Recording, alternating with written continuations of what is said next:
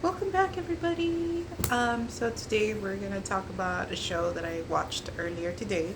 I actually haven't watched the full show. I watched the first two episodes plus part of the third episode, but I just kind of wanted to yap about it because I actually found it really interesting. I don't think I've ever watched the show with this specific premise, and I was like, "Whoa, pretty cool."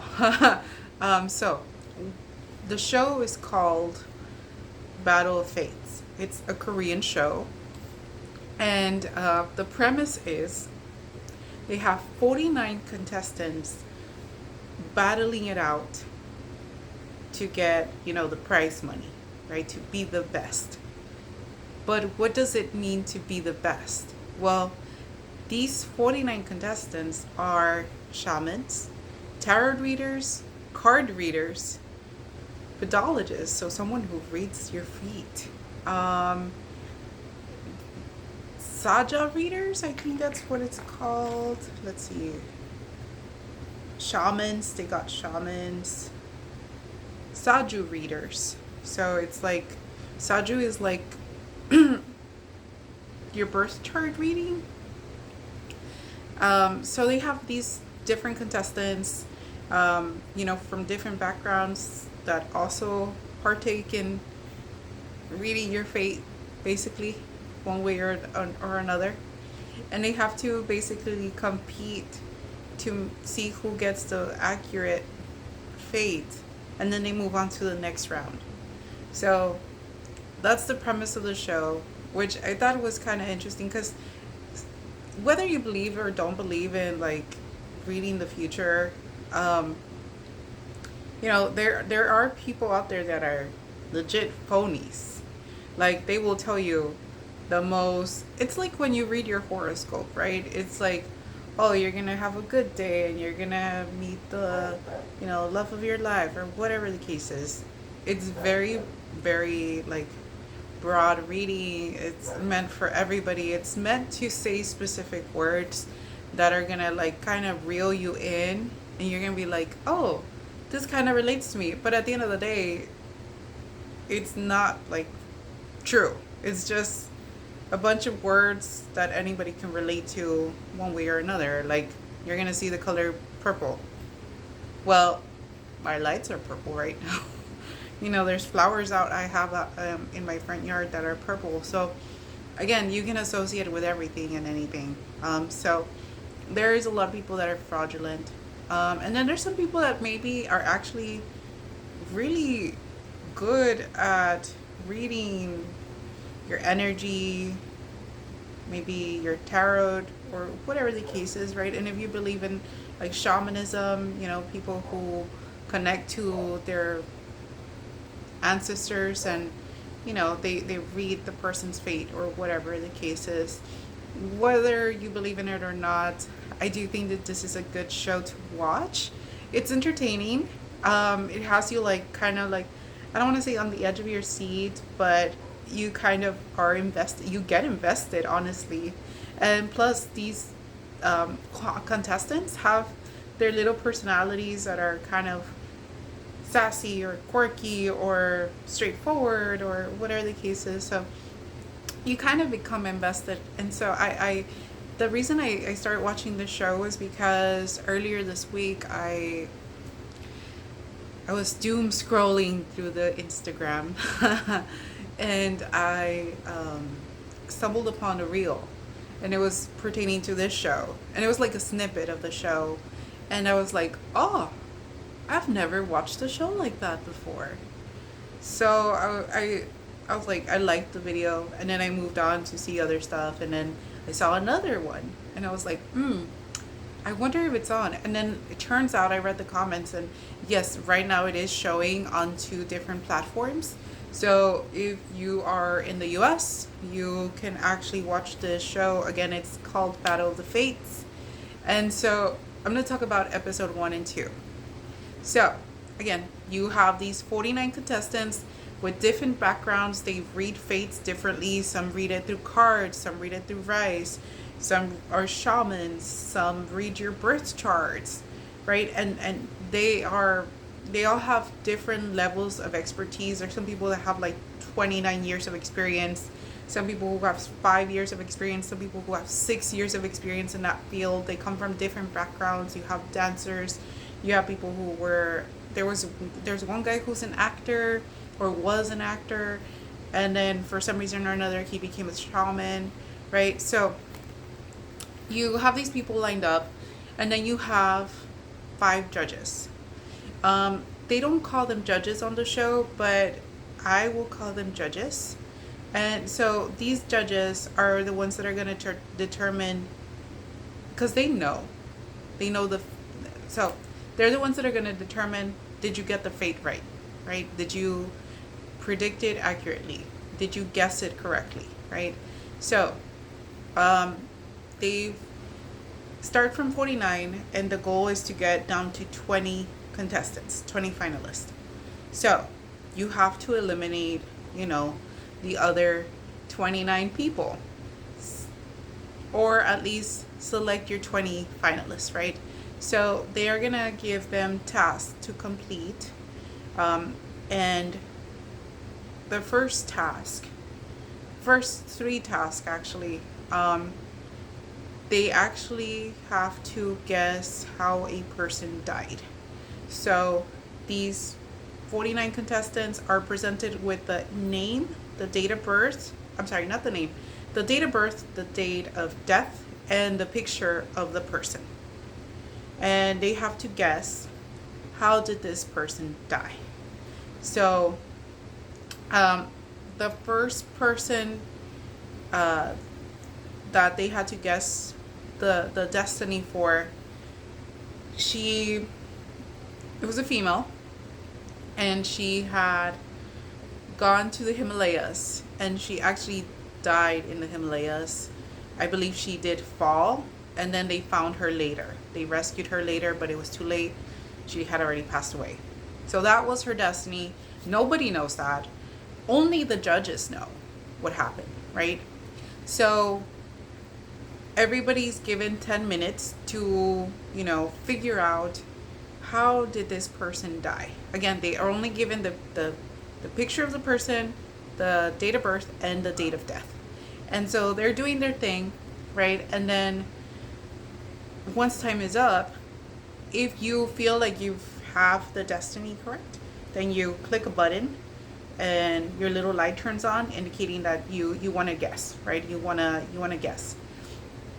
So then 40 people turn on their little light, but obviously not everybody's going to be guessing, right? So 7 of those people are randomly selected so that they can give out their guess, right? So everybody has those 7 people that are selected, they have the chance to say what their guess is. The first person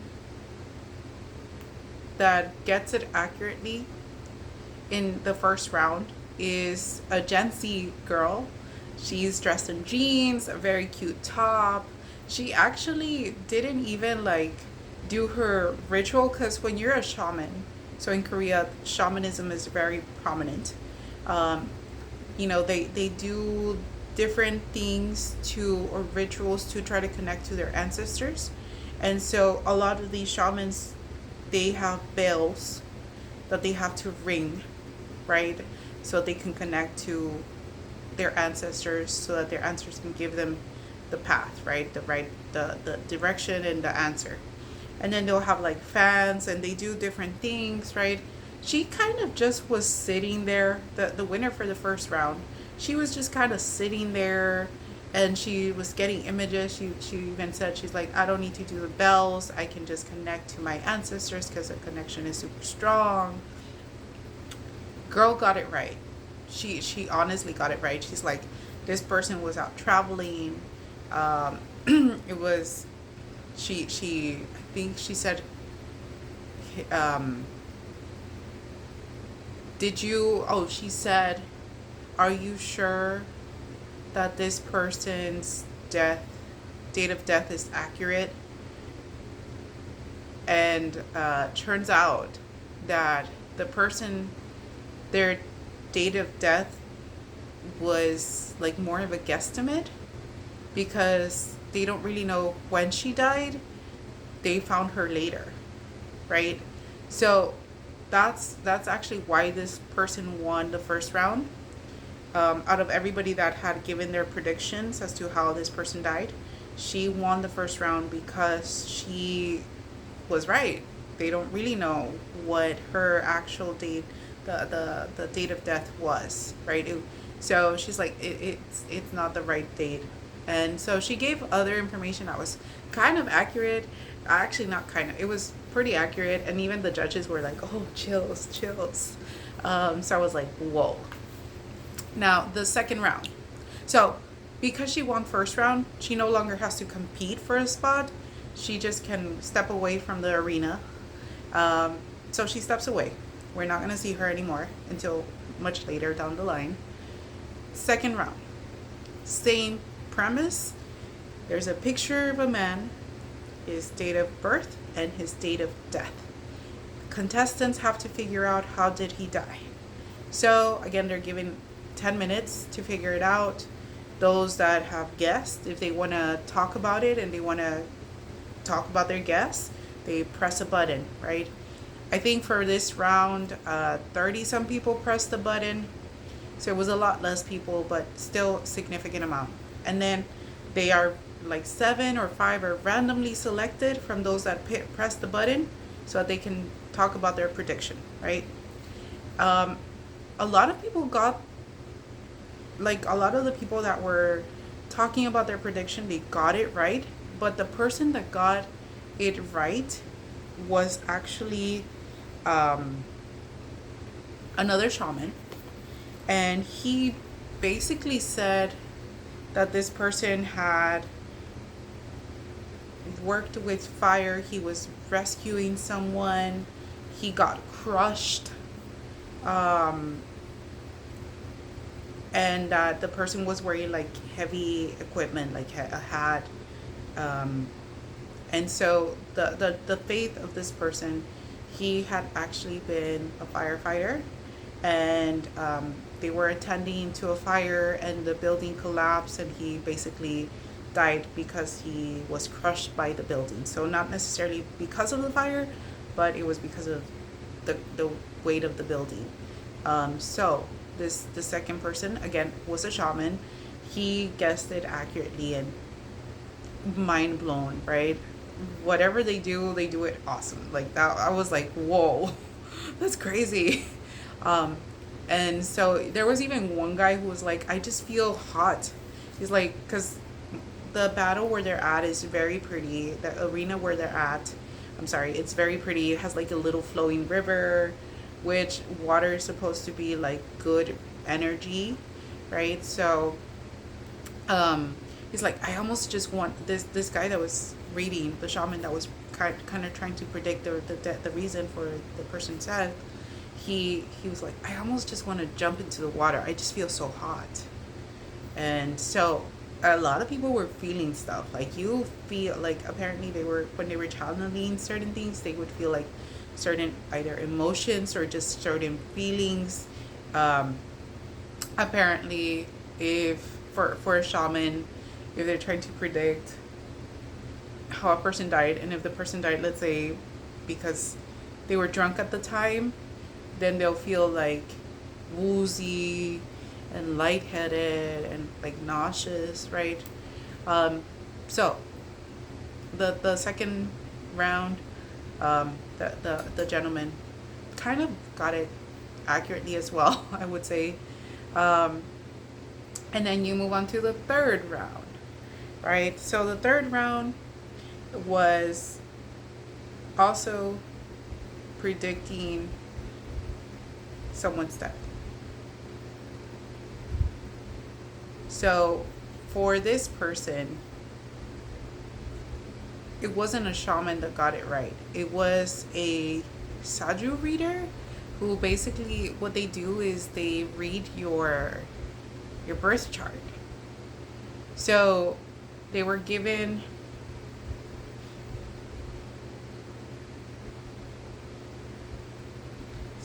sorry, I'm thinking because I wrote some notes. So they were given the person's name I'm sorry, not name, his picture, his date of birth, and his date of death. And so for a third round, again, you had to guess the person's death, right? And the the person that guessed it, like I said, was a Saju reader who basically reads birth charts. But he talked about his himself, and he said he was actually an IT engineer for many years, and then he kind of became interested in this, Saju reading. So he came up with his own way of reading someone's life, and that's what he was using. So he had a computer. He was guessing through a computer, which is pretty cool. I don't know exactly what he did, but he was one of the people that wanted to talk about the destiny, right? What happened to this person. So he was selected. He was actually the first one that got to talk about his prediction. And he said, he's like, this person, based on his birth chart, he has this and this. So it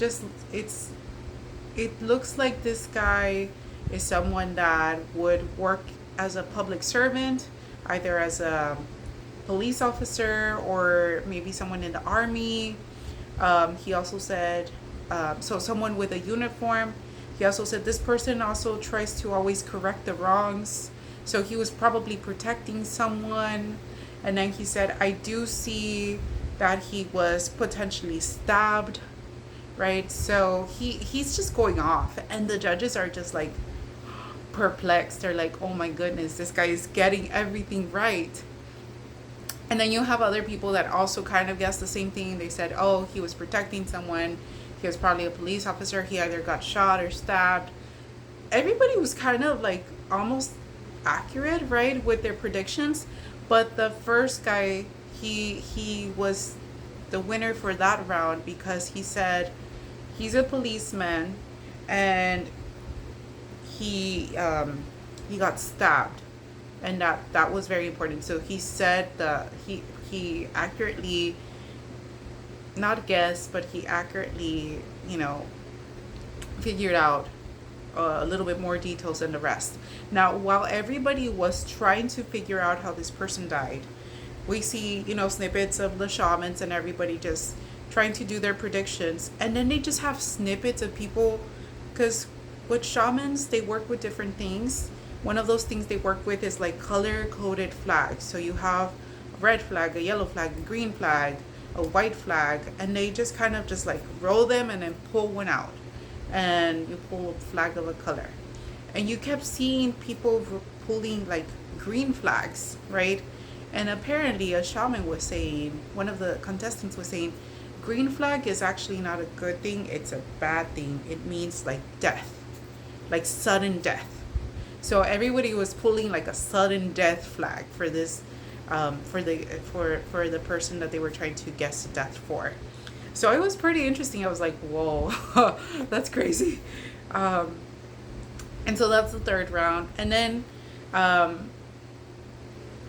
they had also, so they did that for the first three rounds. And then the fourth round was basically them guessing. They brought a panel of like 5 people, and they had to guess who were the shamans in the group of 5. So there was 2 shamans mixed in that group of 5 people, and they had to guess who was the shaman, right?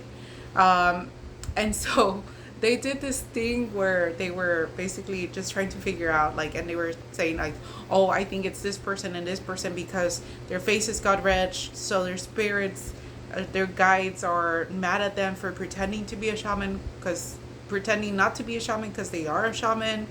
And then the weird thing, or not weird thing, but one of the shamans there was like, when you are reading, doing a reading on another shaman, a lot of times what happens is when you're ringing the bells kind of start falling off, and you see like 5 different clips of people reading trying to do the bells, and then the bells just falling off. So they're like, yeah, that happens a lot when you're trying to read the faith of a shaman.